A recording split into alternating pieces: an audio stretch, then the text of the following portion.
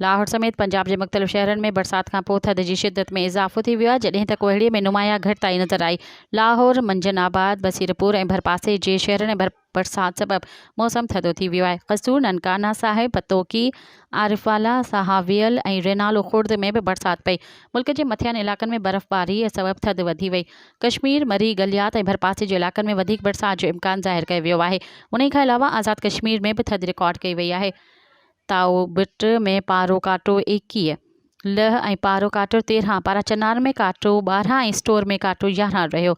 गोबस काटो 10, स्कर्दू काटो 9 ऐं कालाम में 7 ऐं हुंज़ा में 6 रिकॉर्ड कयो वियो। ॿिए तरफ़ मुल्क जे मुख़्तलिफ़ शहरनि में कोहड़े सबबि नज़र घटि पवण जे करे मोटरवे M4 पिंडी भिटियां खां मुल्तान, जॾहिं त M5 मुल्तान खां रोहड़ी ताईं बंदि कई वई आहे।